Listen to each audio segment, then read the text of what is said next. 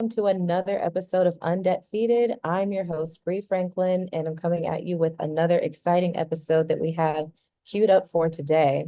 So, if you have been catching the series of lately, you've seen that we've welcomed a lot of new faces to the Undefeated fold.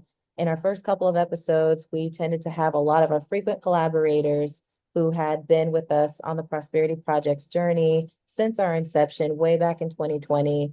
And I'm grateful to say that as the show has picked up traction and gained momentum, we've been able to expand not only our audience, but also our cadre of featured guests and speakers. So today I'm excited to share with you all the story of someone who is doing phenomenal work in the higher ed space that I caught a few posts from on LinkedIn. Little known tip for anyone who's watching and is trying to get a sense of how to network more effectively. LinkedIn is a great place to start because people are just sharing so much rich content and especially having the right kinds of conversations that are furthering social discourse. So in any case, a bit about who we have with us today. Brandon Busteed is the CEO of Brand Ed, a family-owned education company delivering experiential courses taught by industry experts from top brands. With a mission-driven approach, Brandon has a successful background as an entrepreneur and executive in the field of education and workforce development. Previously, he held key roles at Kaplan and was the founder of one of the country's first ever successful edtech companies outside the classroom. His expertise and passion for work-integrated learning make him a strong advocate for the future convergence of both learning and work. As a renowned speaker and author, he has shared his insights in numerous articles and conferences, so very pleased to welcome onto today's episode, Brandon Busteed. Hey Bree, thanks for having me, and I appreciate the plug because Yeah. that's how you and I connected, and increasingly it's where I make a lot of friends and professional connections, and that's kind of my virtual, always on conference. And so anyway, great to be on the show. I really appreciate the invitation. Looking forward to chatting with you today. Oh, yes, of course. I was very excited that, you agreed to it. As I told one of the other guests I recently interviewed, who I also found through their work on LinkedIn, usually these feel like a long shot because I imagine that you all get contacted pretty heavily, especially as post trend and you start to get a lot of momentum. So just really grateful that you found time and space to be part of today's conversation. Yeah, well, look, and thanks for your work and the perspective you're bringing to all this. That's one of the reasons why I wanted to be part of the show was just to honor the work that you're doing as well. So thank you for all that. Absolutely. And I realized I usually will be better about this, but I didn't set the title for today. So as you and I talked about, one of the things that we wanted to touch on was just how higher education has really started to run rampant and run amok in terms of backfiring from how it was initially structured. So for those watching, today's episode is called Gap-Widening Greed. So if you would just sort of connect the dots between the overview I had just shared and really speaking to your personal lived experience and distance traveled, dealing with student debt up close, and what stuck out to you as you started along your entrepreneurial and professional journey. Yeah, look, one of the things that I got deeply involved with when I was at Gallup, leading the education and workforce development practice there, was this massive study, to date, still the largest representative study of college graduates in U.S. history. And in that study, we were looking at their long-term outcomes measured by a number of things, income, but also really important measures like their overall well-being, how they rate and experience their life on a number of dimensions, the degree to which they're engaged in their work, whatever that work is. So not necessarily just how much money you're making in that role, but the degree to which you're engaged in that work. And obviously those things are not always one and the same. Anyway, long story short, Bree, that brought me to some really powerful findings in that study that I feel like I've spent now years talking about, writing about, and trying to build a new education universe around. And so I'll hit just a couple of those key points, right?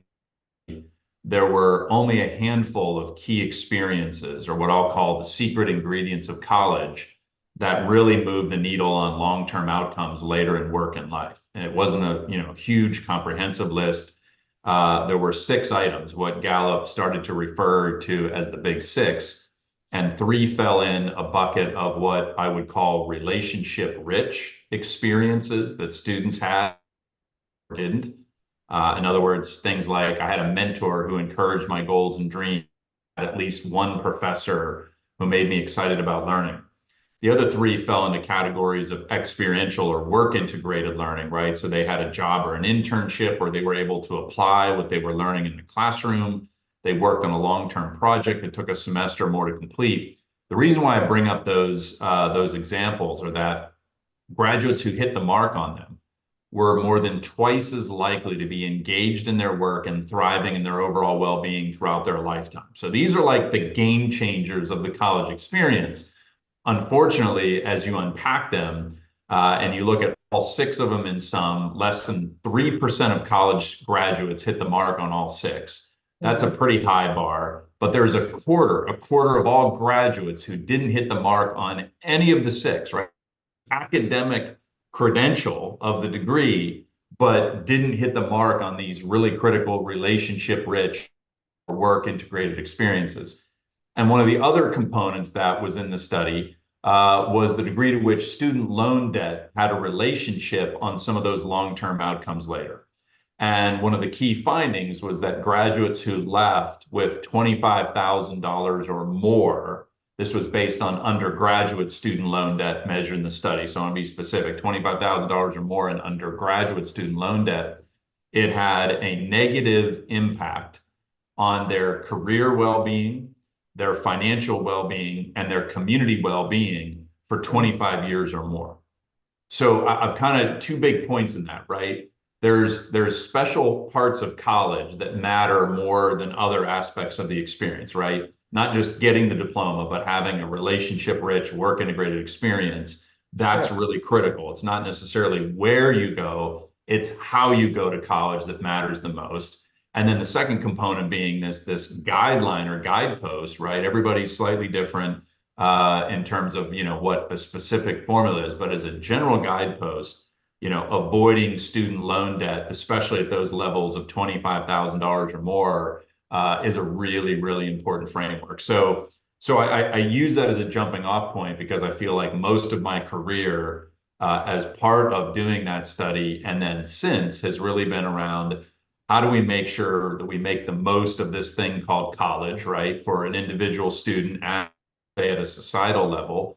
And then how do we make sure that we avoid the current catastrophe that we have, which is 1.7, you probably know the latest data, $1.7 trillion of aggregate student loan debt on the shoulders of both graduates and non-graduates. And so that has been a compelling part of what has driven my work since that was first launched in 2014. That's amazing. And just hearing you bring, numbers and so many facts to the situation, I think that does a lot to color and inform the conversation because, being on the outside looking in, it just seems like, okay, a lot of people have grown apathetic to this because they can't personally relate. They can't understand what it's like. They don't understand the systemic barriers that have made it so inequitable, right? And just as you were talking about the experiential piece, I'm wondering, do you have like anecdotes? Has much of your work involved getting up close with, students, with graduates at different points of their journey and hearing them communicate, like how this is weighing on them? Because, I certainly remember being a student and I just felt very like smoke and mirrors. I just remember hearing the financial aid office say to me as a junior, you're borrowing on the heavier side. And I was like, well, what do y'all want me to do about that? Y'all set these outrageous prices, but that was the extent of any real conversation. So I'm just curious, in terms of the practical, like we see the numbers, we see the statistics. How is that translating in terms of lived experience from who you've been engaging with?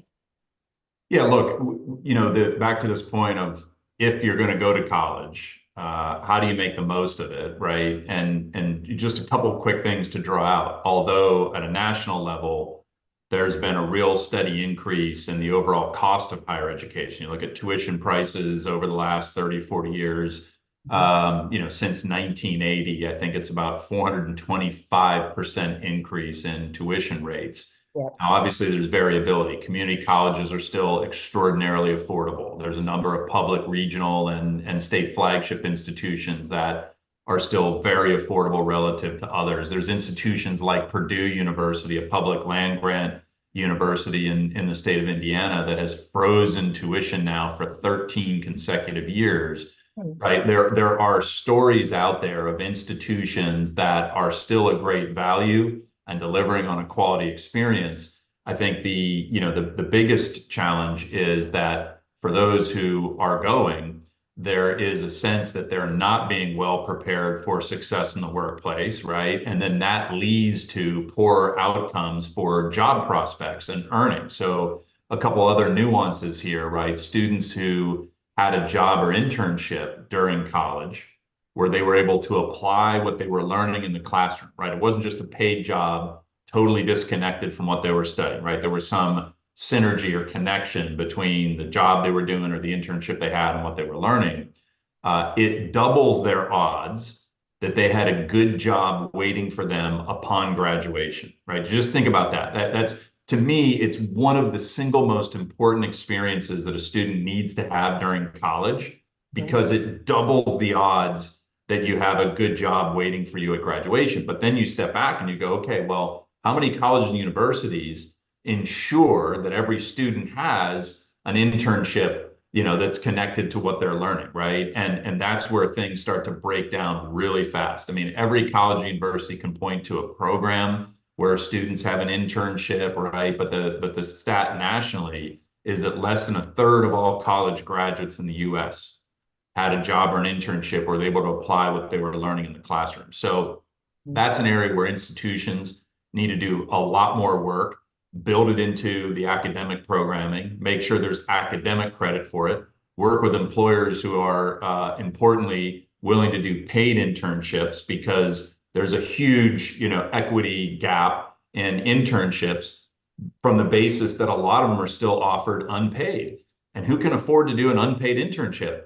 A student or a family that can afford not to make a living, right? In that role. And so we've got huge equity challenges, not just related to the college going rates, the college access rates, but then for those who do go to college, we've got these additional equity issues related to experiential learning, where there just isn't enough of it, right? It isn't widespread. And in the cases of things like internships or co-ops, right, you've got a lot of employers that are still offering unpaid or very low paid roles that are just unattainable for students from under-resourced communities. So those are huge issues that we have to address, right? And that doesn't even get at some of the fundamental challenges that are inherent in the topic of our talk today, which is that, if you're a baby born into the top quartile of families in the United States socioeconomically, you have essentially an 80% chance of getting a college degree, right?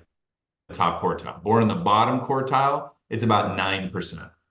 You think about that for a second. I mean, it's just, it's literally a night and day difference, right? Based on the socioeconomic status of the family you're born in. So although college can be this transformative, economic milestone for an individual, right? The issue, of course, is that we're growing in the disparity of those who are attaining college degrees in terms of the access. And here we are sitting this week, last couple of weeks of news about the FAFSA delays from the Department of Education.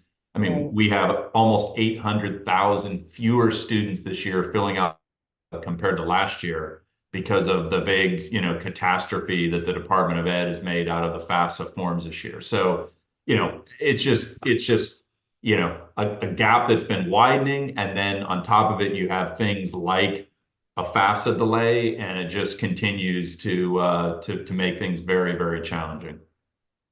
Right. And that's really what just bedevils me. Like a lot of people assume that I've crossed over to the other side and I'm out of debt. I have been making it my mission for the last 5 years and I've made about 40K in headway, but I'm not out of the woods yet. So I still do see and am personally impacted by those policy changes and those updates and just the very clunky, half-baked, I would say, proposed solutions. So I'm guessing that it's just going to be more of this. I don't have any promising indicators that there will really be a a concise, harmonious chord that people will land on in terms of how the policy plays out, in terms of cancellation. I know people have benefited from that, but for those who don't even qualify, Right. I would just want to get your take on where people, because people come to us asking these questions all the time. And it's like, I read the news, but I'm of course not at all postured to be able to speak from the policy standpoint. So, what can you share in terms of just how people should navigate this and any potential more hiccups to expect? I mean, look, the change, the intended changes in FAFSA to make it more simple, easier to fill out, fewer questions required, right? Like that was all a great attempt in the right direction. And Right, I think ultimately, after, we get through some of the technical issues that were created at the Department of Ed around that, eventually it will be an improvement in, FAFSA, right? But in an effort to improve it, you end up having all kinds of technical issues. Now there's, this year at least, there's going to be, I'll call it a whole generation of students that are probably going to choose not to go to college because right, there was just this 3 month hiccup in the process. And they're just like, I'm out, right? Like, I don't need to, I've already got enough barriers in front of me that to add that to it, it's not just a short-term hit. It could be, a very catastrophic long-term hit. Here's the issue with college and universities, right? We have not made it transparent. This whole higher ed financing thing is not transparent at all. A lot of the published tuition prices, as some people know, aren't actually the real prices that student pays. So there's this fancy term called the discount rate that college and university officials are in the know about. It's basically the difference between their published tuition that we might see on their website and what the average amount of students actually pay, where these universities are behind the scenes mhm, doing a lot of discounting in tuition, whether they treat it as merit aid or financial aid, or they're just trying to, get a different type of class in terms of the types of students they're enrolling. There's a lot of colleges and universities, especially the private ones, that are offering huge discounts on tuition. But if you're right, not aware of that and you're just looking at what the published tuition price is on the website, and you see a huge, sticker price, you don't even explore it. It's the issue that our Ivy have. A lot of them have some of the best financial aid packages in the country in terms of scholarship and certain things like that. But a family who looks at the price tag on their website of tuition, they don't even explore it because it just looks like it's so out of the question. So we've made it confusing. We've made it, friction, lots of friction in the process. And even the recommendation, for example, of telling students to start at their local community college and then transfer to a four-year institution. On one hand, that's great advice because the community colleges are very affordable. There's a lot of, programs where you can do that. But the reality is we still make it really difficult to do the transfer process. I mean, there's some institutions like Northern Virginia Community College near where I live that have an incredible transfer program into George Mason University where they've ironed out, a lot of the friction that was in the process. But that's not the case for most examples of those who start in community college, transfer to a four-year institution. We still make that a very difficult, confusing process. And, that's one of the, another one of the big reasons why we're losing out on great talent in this country, from an employer perspective. We want more people to get a college degree. We want them to be better prepared when they come out. We want to make sure they don't leave with large amounts of student loan because that changes their whole trajectory. But boy, we don't really do a great job getting out of our own way when it comes to some of that stuff. right. And I would think, that's kind of the paradox. And, where I find like conversations that I'm having both with my own family and parents of rising potential college students. And I think there tends to be this generational divide because people are only able to operate from how it functioned when they were of that age. Like I just hear it coming out, just kind of thinking that we're still in the 90s, in the 80s, back when you could work a part-time job and reasonably satisfy your tuition costs. Right.